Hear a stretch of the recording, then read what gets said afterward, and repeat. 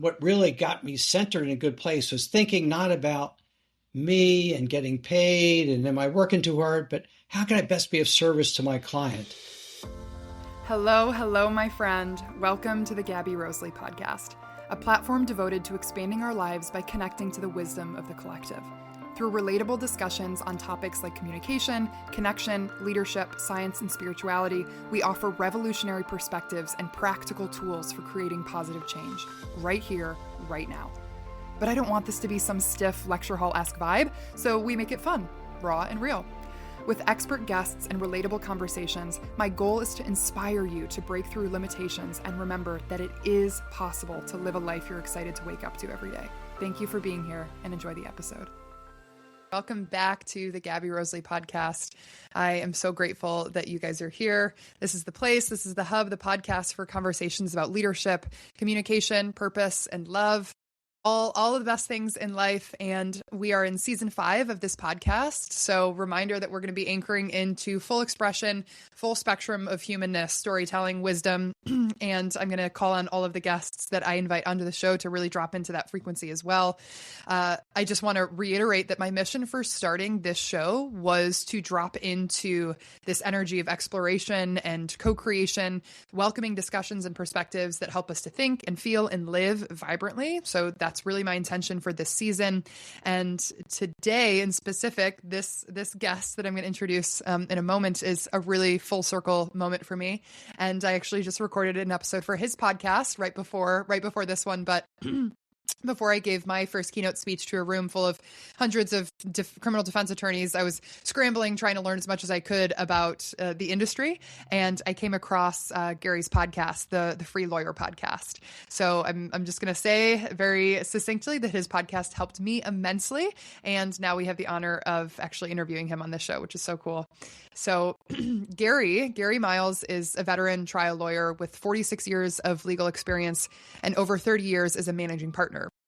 After building a successful practice while navigating his own transformation through addiction recovery, Gary discovered that the very qualities that make lawyers successful, which are perfectionism, responsiveness, problem solving, often become the same prisons that trap them. So now he helps elite attorneys escape what he calls the external authority trap through the Free Lawyer framework. He's the host of the Free Lawyer podcast with over 370 episodes and author of Breaking Free. And my favorite part about Gary and what he teaches lawyers is that we can all learn from what he has to share. So Gary, welcome to the show. Well, Gabby, thank you very much. I'm thrilled to be here. So Gary, when I was introducing you, I mentioned that you had spent 46 years practicing law and then 30 as a managing partner, which is nothing short of extraordinary. So I would love for you to walk us through your journey and when you first started to realize that success in law can actually become a trap rather than a reward. Yeah, I guess my story actually began as a kid, although I won't tell you my whole life story, but I'll condense it. But as a young boy, I was very, very heavy. I was indeed fat. I wore nerdy glasses and I was brilliant. And all those things combined made me very, very unpopular. I was called Pugsley and Arnold after the pig on Green Acres, made fun of, not very popular. And I decided that I was going to manage that by showing how good I was. And to that end, I worked my tail off to do well in school. I actually graduated number 1 in my high school class, my college class, and my law school class. And I continued that drive to succeed in my law practice. But what happened is that perfectionism, which became kind of an obsession, as you get more successful, as you win more cases, as you manage a firm, the pressure gets so much better and the fear of failure gets so much more powerful and the height from which you could fall gets so much taller. And that perfectionism became something that interfered with my work. I was so concerned, what would it mean? What would happen to me if I lost that next case?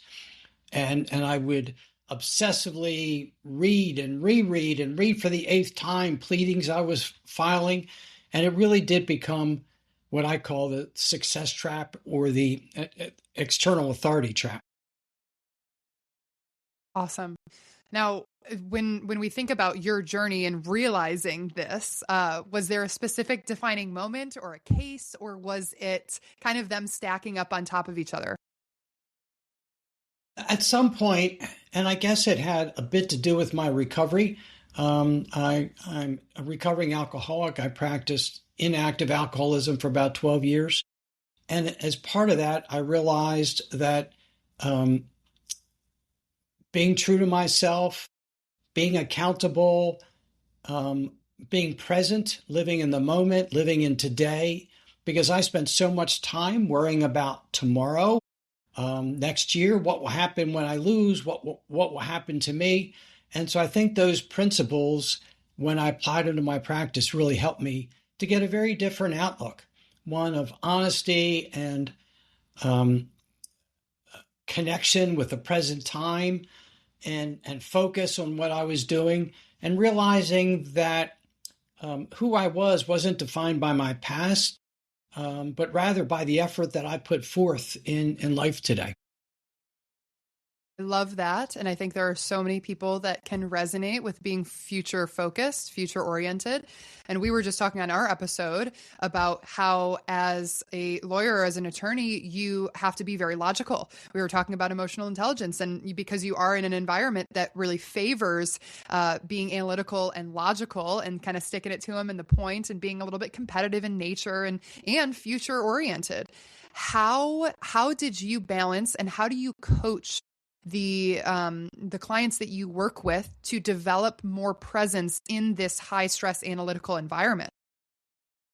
Well, I really do work hard with them on that because so many lawyers are addicted to their email. And it's funny, when email came out, it was, wow, a huge advantage. I could send you an email, you get it instantly. It didn't require a stamp. But it became what was originally a great opportunity, became a real obstacle. Our email gets flooded. And lawyers have gotten, I was obsessed with my email. I couldn't do anything without looking at my email every 5 or 10 minutes to see what came in. Completely unnecessary. So I work with them on getting a focused block of time where they work. I recommend we start at 8:30 in the morning, whatever time they get to the office. The first hour and a half, no email, hello to people, but that's about it. You come in, you know what you're going to work on, and you work on complete focus, no interruptions. Partners don't interrupt you, clients don't interrupt you for an hour and a half. And they find that when they focus on just getting the work done, they're so much more productive and so much more sick. They don't feel such stress. But every time their mind wanders, I sort of work with them, be aware that your mind is wandering, know that that's happening, and bring it back to the present. Don't be working on the next file while you're working on this one. And it really can work. I had one partner, great guy in a big firm in the South. And I asked him, how many times do you look at your email? He said, oh my gosh, 40, 50 times a day. I don't know. I said, we're going to look at 3 times, 10:30, 2:30, and 4:30. That's it. And when you look at it, then you deal with all of them. You send the emails back, you trash them, you store them, whatever you want to do. And then you're done until the next time you look at them. He said it was so hard, but so freeing because it was like an obsession. Yeah. And that leads me into my next question, because you break down this struggle that I think a lot of attorneys, and I also want to relate this back to high performers in general, because I'm the same way with my email. I'm constantly checking my email. And I know that so many people can relate, especially with these mobile devices that we have. And we've got the app now, so we don't even have to be in front of a laptop. We can just add it to our kind of scrolling sessions of like, what's next? Refresh, refresh, refresh. It's always there. And even I have my notifications turned off, but it's just that inherent need to see, like, is there more work to do, or who's trying to get a hold of me? And, so I think a lot of people struggle with that. But you kind of break it down. Instead of thinking of it like a time management problem, you actually are framing it as an identity problem. So I'd really like to think that this is true for high performers in general. So can you explain what the external authority trap is, why it's so pervasive amongst the high performing lawyers and just high performers in general? Sure. I think for me, when I was going through school, getting to number one, man, I was something else. There was something I could look at that would tangibly prove my worth. When I started practicing, if I won that jury trial, that proved I was a good trial lawyer. If a client sent me a thank you note saying you did a great job, that proved I was a good trial lawyer. But those things don't always happen. You might lose a case. You might have a client who gets mad and sends you a nasty note. And then you think, well, maybe I'm a bad lawyer because I lost that case. Maybe I'm not a good advocate because my client just sent me a note saying, I'm not happy with you. And so when we tie our feelings about ourselves to things we have no power over, what a judge says, what a lawyer says, what a client says, the result of a jury trial, we're going to be constantly frustrated and stressed because that next trial will be a trial on whether we are worthwhile as a lawyer. But instead, I teach my clients, it's so freeing, to decide how valuable they are based on their effort, their commitment to their clients, their dedication to their clients' needs, their empathy, how hard they work. Because sometimes you're going to do a really good job and lose. Doesn't make you a loser. That happens. I had a very successful record as a trial lawyer. I won more than I lost. But the last case I tried was an easy case to win. The other lawyer, the defense lawyer, knew I was going to win. I knew I was going to win. And the jury came back with a defense verdict. The only thing we were fighting about was money, how much my client was going to get. But the jury found for the defendant. And I realized then, after these years, that didn't make me a bad lawyer. I did a good job. I don't know that I can explain why that happened, but it happens when you walk into the courtroom. So I coach my clients to evaluate how they are by what is inside of them, how focused they are, how present they are, how empathetic to their clients' needs. Our clients will not remember when we're not here our trial record, but they're going to remember, do we listen to them? Do we help them through a difficult time? And there's nothing more rewarding than when I handle a divorce case. Not only have my final bill paid, but got a thank you note from the heart, thanking me for being of service and listening and getting them through a difficult time in their life. I love that. And I struggle with that as well. Being a speaker and a facilitator, I always have like a QR code at the very end of my engagement so that I can get feedback. And it also helps me just to learn and to grow. And then I've got testimonials and stuff. But I mean, you're pretty much guaranteed to have one or two people that don't really like what you have to say or how you said it. And that's just kind of the industry. And so I find myself, especially when I first got started, I was always so focused on like, are there going to be any bad ones? There might have been 50 or 60 good reviews and 5 stars, and then there could have been 1 or 2 that were lower than 2 stars, and it's like, didn't find this valuable. And they got your focus, did they? Those two. Yep, exactly. So that's where my focus went. And so I'm just curious, like in the moment when you are trying to root and ground into my worth comes from my effort and is inherent, it's constant who I am and, how I'm showing up in this relationship with this client empathetically or with, high amounts of effort. When they do get negative reactions, whether it's from a judge or from a client or from a jury, how to handle those in real time. So what I suggest that my clients do is this. Say you try a case, you thought you were going to win, nothing's guaranteed, you lose the case. Give yourself 24 hours to wallow in misery, to get angry, to get frustrated.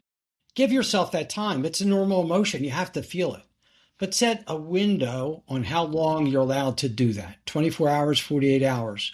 And then think, is there anything I can learn from what happened? Is there anything I did that I could do differently or better next time? When you get those comments about one of your presentations, one reaction might be, I can't believe that person said that. But maybe the second reaction might be, is there some merit in that? Could I learn something from that comment? And the same is true with my clients. What can you learn from what happened? And then change your approach for next time. Add it to your preparation for the next case and turn it into a learning opportunity. Because we actually learn so much more from our failures or from our flawed appearances than we do from our perfect ones. We don't learn anything from that. But when we make a mistake, that's something we can fix for next time. Yeah. I love that. It's something that I have definitely struggled with. And and tried to lean into more because, and I think that you can relate, and probably your clients can relate, that perfectionism and that this external validation is fueling that perfectionism, which can then fuel burnout. So I guess when that comes to the inability to set boundaries, you kind of talked about this a little bit when we were hashing out the details for this episode. How does external validation fuel burnout? Like if we're constantly looking for approval in things outside of ourselves, how is that going to lead to burnout? So I'm working on a client's file from 8:30 to 10 during this focused time that I've set up. And my next client calls. I feel an obligation to answer that phone, even though it's distracting me from my work, even though it's making me more inefficient. And so we eliminate it. We train our clients that we're always available. That you send an email, I'm not going to answer today. I'm going to answer within 30 seconds. That if you call me at home at night, I'll answer the phone. So we train our clients to expect that always on task response. And the reality is that when we set boundaries, we gain more respect. You would think you don't have a very good doctor if you called him at 10 in the morning and he answered the phone. You think, what kind of doctor is this? But when the nurse says, Dr. Jones will call you back at 3:30, you're like, okay. And we can train our clients the same way. I will be responsive. I'll call you back within the day. But know that I'm not able to take your calls necessarily when they come in. But from 8:30 to 10, I'll be working on a file. It might be yours, might be someone else's, but I don't get interrupted. And when I'm finished, then I return all my calls. I will get back to you, but I'm just not available every time you call or every time you send an email instantly. And we can train our clients to do that, and they really grow to appreciate it. And we can train our staff to not interrupt us. I don't know how many times people say to me, do you have a minute for a quick question? And I don't know, Gabby, if you ever had people say that too. It's never a minute. It's never a quick question. It's 20 minutes. And I was someone that friend who would always do that. I'd say, look, I'll give you a minute. I'll actually give you 5 minutes, but I'm not going to give you more. But you say no to those. I'm working on this file now. How about if I get back to you in an hour when I'm finished working on this file? And we can train our staff the same way. That is so real that when you set boundaries, people actually respect you more. I've seen that in my own life, not just professionally, but personally as well. And I think it's so true, but sometimes it's hard to accept, especially if you are reversing and starting to set boundaries with people who initially, or clients who initially you did not have them with. Then it feels like a lot of friction initially, but then they may or may not, because you had this kind of foundation that you built on, you're available all the time, you respond within 30 seconds, and now you're starting to enforce boundaries. That might ruffle some feathers, but you got to start somewhere. And I think that those trying to go backwards with the relationships and the boundaries that you may or may not have set with clients, or even in your personal life relationships also, when they've gotten used to a version of you that is rapidly responsive, it's going to be a little bit more difficult to train them, just like it's harder to train a dog after they're 3 years old, or harder to learn a language after you're 12 or whatever it is, right?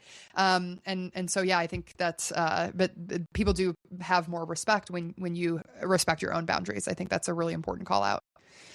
And it gets back to what I call the external authority trap, because we want to buy the approval of our clients by answering the calls whenever they come in. We're worried they'll get mad or upset. And the reality is we need those boundaries, or we will get burned out.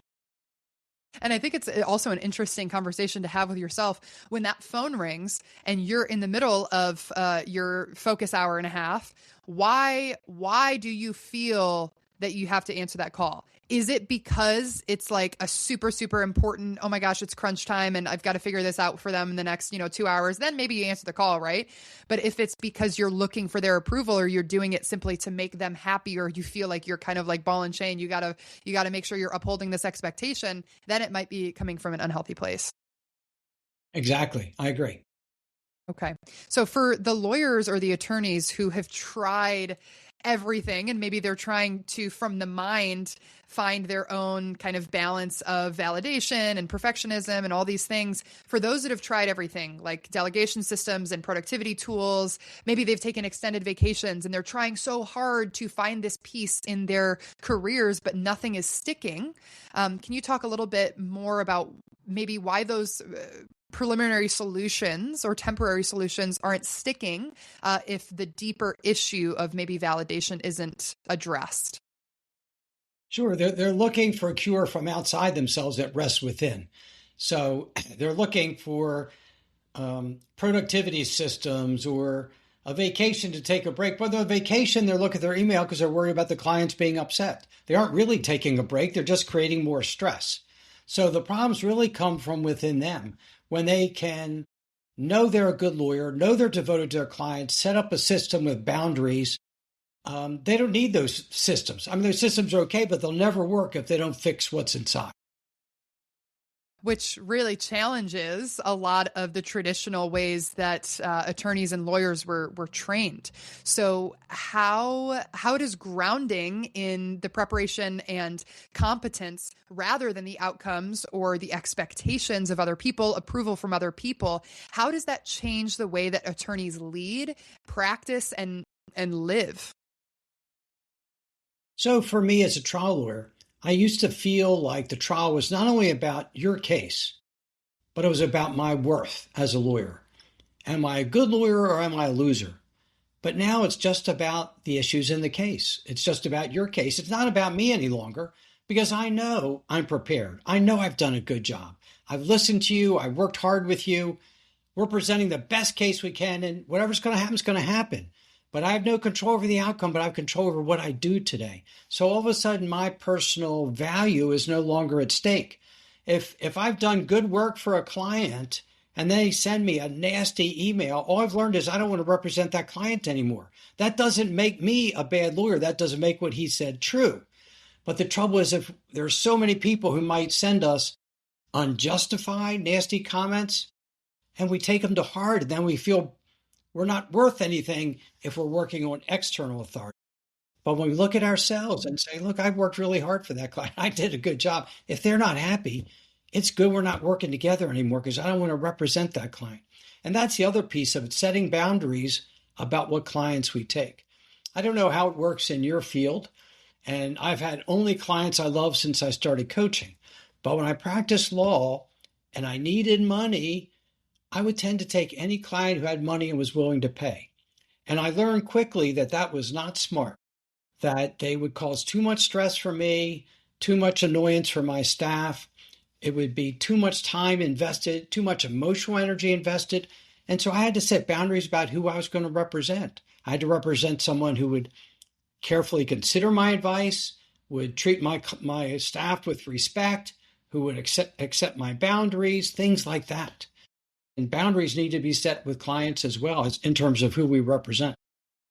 And sometimes I think that learning what your boundaries are in a field of no boundaries, like you said, when you were maybe early in your career and you're accepting any client that's throwing money at you. And I think it was very similar for me because, this past year has been a really, really big year of growth for me. And I am now finally kind of reaching that arc where all right, I don't have to accept every single person that comes knocking at my door and is offering me money. I actually get to choose, in the long run, is this something that really aligns with me or feels good to work on?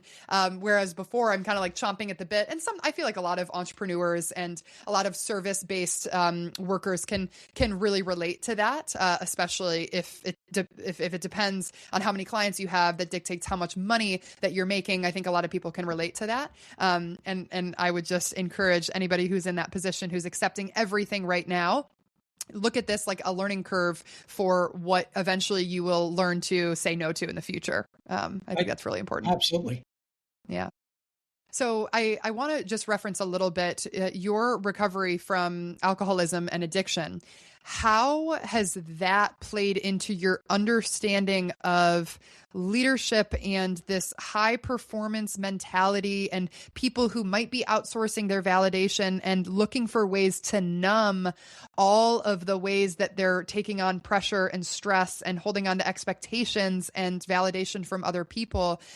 How has that shaped the way that you show up with other attorneys, knowing that you came from a point where maybe you were outsourcing your validation and maybe knowingly or unknowingly numbing yourself to the actual process of going within? How does that help you show up for the people that you work with now?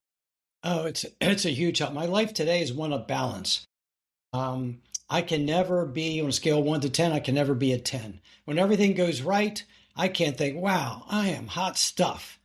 And when things are really dark and bad, I can't be down in the valley in the darkness in the woods without a way out. I have to always, the worst I can ever be is this is a tough time, but this too shall pass. And when things are really good, think, wow, I'm really blessed. I'm very fortunate to be where I am. Because before I'd win a case and I'd think I was hot stuff. Then I get a nasty something from a client. And I think, oh man, he hates me because I was part of my perfectionism was also people pleasing. I grew up a people pleaser. I learned to stop doing that because I ended up not being true to myself and who I was. So right now, I'm much more in touch with how I'm feeling. I'm much better able. I used to be worried about controlling other people in my life and how they lived it because I honestly thought I knew better how they should live their life. Now it's like everybody has their own journey. You have your journey, I have my journey. That's cool. And if we march together for a while, that's great. But I have my own person, my own way of living, my own way of showing up, and I'm comfortable with it. And I hope you are too. I love that. And I think that that is a process so transparently that I'm in right now is not making it all about me. Like, sure, I had a great workshop on Monday and that's great. And I got great feedback, but it's not so much about me. And I gotta make sure I keep myself a little bit more neutralized because, when I do have a really good day, it's okay to celebrate and say, yes, like I'm so grateful and, what a blessing. And, things are looking really good right now, but it's so much less about you and trying to kind of equalize that and factor other people into the equation and impact that you're having, sure, in other people's lives, but less about tying it back to you, I think is really helpful in that. I think the key is to think of being of service. So when you did that presentation the other day, how did your audience come away from it? Did they learn something? Were they enthused? And focus on how you helped them, how you lifted them, the impact you had on them, not from a sense of, I'm a really great inspirational speaker. You are, but not from that sense, but from the sense of the service that you were and how you helped and supported other people and shared your gifts, your God-given gifts with other people in a way that helped them to be better and show up better. And the same is true with me, whether I was representing a client in court. What really got me centered in a good place was thinking not about me and getting paid and am I working too hard, but how can I best be of service to my client?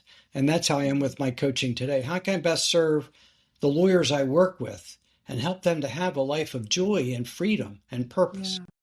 And it's so much more fulfilling that way. And that is something, it's funny. I find it a lot easier to step into that when I'm working in individual containers or long-term containers, because it does become this co-creation process of where can I best serve you? Where can I best support you? This isn't about me. This is about you. But sometimes when I get up on stage and I'm like, okay, all eyes are on me. This is about my performance right now, but anchoring it really back into, and even though I have this intellectual awareness, like embodying that when you're on stage or you're in a workshop. And I think when I think back to Monday, feeling the way that people were in that room and walking out of that room with joy and connection and opening the door for some of these conversations, it has nothing to do with me because it's not, I'm not going to be there for those conversations as they continue to be had. This is about the culture on the team. It has nothing to do with me. I'm grateful I was able to play a part in God's path for that team and for my career. They kind of are intertwined.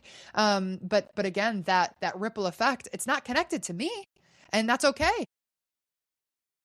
I love that. We can't control the outcomes, and whether I'm coaching someone, it depends on that person's effort, how well they listen, and your audience, how well they both listen to what you said, absorb it, but then take it out of the room and apply it when they go to the office the next day. Yes, absolutely. Now, one of the things I also want to discuss a little bit with you, because I find it in so many different industries, it's not just attorneys, but this idea that suffering equals success, and the harder you work, the more miserable you have to be to know that you're doing really great or that you're really successful. Long hours, working on the weekends, you're missing time with friends and family, you're under constant stress. It's like how much stress we're under is a degree of how well we're doing and how successful we are and how hard we're working. So where do you feel like this myth came from, and why is it so difficult to dismantle?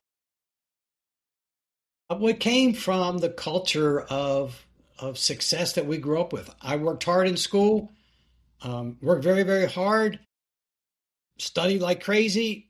I did well. Oh, there must be a connection. And so the harder we work, the more successful we are. Therefore, it must be because we're working so darn hard. So we'll work even harder to stay where we are. And it just becomes a cycle that grows and grows and grows. And part of it comes from, again, the external authority. We don't want to set boundaries. We don't want to say no. People pleasing, perfectionism, they all blend together that lawyers are just, and the competitive, work so hard and they think that that shows they're successful, like busyness. If you go to a party and the other lawyers, you ask the lawyer, how's your practice? He says, well, it's good. Well, I'm not too busy. You're like, what's wrong with him? He's not very busy. Look at me. I'm so busy. And busyness is not a badge of honor. It's working with purpose, working with intention, setting up a team where everybody, and we've talked about this before, everybody's in the right seat on the bus, everybody's in their right role. They all have some independence and authority to handle their job. So I could take a week off and the business will still work. The firm will still produce. I don't need to be there looking over your shoulder to make sure you're doing your job because you know what to do. And you have confidence in yourself. You've been empowered by me to do certain tasks and you know you'll do them well. So a lot of it has to do with systems and boundaries. And again, reflecting on ourselves and who we want to be and how we want to show up. I think what you said initially is so important, that those beliefs that we have and the behaviors that get us results. Working really hard in school means that you get straight A's, or that you graduate at the top of your class and you get a lot of recognition. Maybe you get a good job. It's serving you in some way. So some of these beliefs, whether it be that suffering equals success, or that, I have to be the best, these beliefs that we hold. I was working with my coach on this and it was so profound for me to explore, but thinking about obviously we've maintained this belief and we continue to show up from this place because it has served us in so many different areas of our lives and has gotten us results. So if you can kind of break it down and use your analytical brain, use the lawyer brain to say, what are the pros of this belief that really hard work and high stress gets me results? Like what are the pros of working really hard and taking on a lot? Okay, well, yeah, you get the job, you get maybe the relationship, you get the accolades, you get the achievement, whatever. And then what are the cons? What are the cons of this belief? Because you're holding on to it because it's been serving you in some way, but it's also probably costing you something, probably costing you peace, probably costing you time with your family, probably costing you presence. Maybe it's costing you sleep. And so being able to kind of break it down in that way, because I think it's okay to recognize that some of these things that we believe are serving us, but is there a way that we can adapt that belief to actually serve our higher selves, or a higher purpose, or a more positive, deeper impact? That's, I think, the real question. I couldn't agree more. Couldn't agree more. So one of the last things that I want to talk about is being a managing partner. You are a managing partner for 30 years. And for people in those positions that feel like their firm controls them, like they are not the one who is in the driver's seat, it's the other way around. How does this internal authority change the way that leaders set boundaries with clients, colleagues, and themselves? Yeah, it comes back to what we talked about before with boundaries. I need to set some boundaries with myself. And one of my first assignments to a new client is, let's set one boundary we haven't had before for the next 2 weeks until we talk again. Maybe it's turning our phone off or not looking at email after 7 p.m. Or maybe it's having a Saturday that we're completely free from work. We're not even going to think about it. And we give our time to our family. Some boundary that is a step in the right direction, not a complete change, but a step. And the same is true with our staff. Part of it comes down to, I think there are real benefits to coaching. So I think some lawyers are very good lawyers, but haven't really been trained how to run a firm. Sometimes they don't know what they should do and what they should delegate to other people. So setting up systems and teams who are empowered to handle bookkeeping, marketing, paralegals, whatever it might be. So free them up for the more important tasks, the analysis, handling the bigger cases.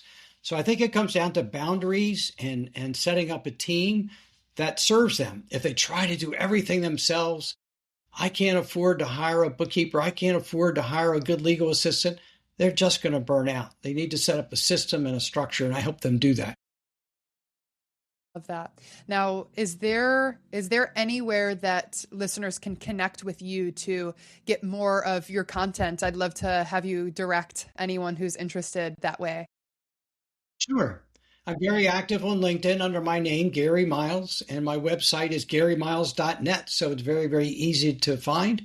And anyone who wishes can email me at gary@garymiles.net. Beautiful. And the last question that I have for you to close us out is, what is something, can be work related, can be personal life related, that is bringing you joy and excitement coming into 2026? My grandchildren, I guess I have 6 grandchildren, and being a parent is wonderful. Being a grandparent is like heaven. Their love for us is unconditional. They're always so excited to see us. We can do no wrong, and they come running up and hug us with such freedom and expression. And it really is beautiful, beautiful relationships. Oh, I love that. I love that so much. That's so sweet. And I hope that that eventually I will be able to provide my parents. I know that's in my vision, God willing, that I'll be able to provide my parents with that same experience as well. So I love that. Well, Awesome. they will love it. You can tell them I said so. I will. Well, I thoroughly enjoyed this conversation, Gary, and I'm really grateful for your time. I'm grateful for your experience and all the wisdom that you shared. So thank you so much. And thank you to everyone listening to this episode. I'll have all of Gary's links in the episode description, so feel free to follow up with him there. And if you have any questions, as always, feel free to reach out to me with suggestions, topics, any feedback like that. And have a wonderful rest of your day, a wonderful week, and prime and prep for the holiday season as we enjoy our time with friends and family and all of the beautiful things that make this life worth living. Ciao. Hold up now, y'all. Before you head out, I need to say thank you. Thank you for listening to this episode, and most importantly, thank you for making the conscious decision to invest in yourself and expand your mind, heart, and spirit. Because you showed up for you, you are helping others live better lives. Whether you know it or not, you are inspiring others daily. And if you're feeling fired up, keep the domino effect alive and share this episode with someone that you love. If you're feeling extra saucy, leave the show a review because it really, really helps me out. And come back and hang with me again sometime. New episodes every other Monday at 8 a.m. Keep shining your unique light. I see you, and I love you.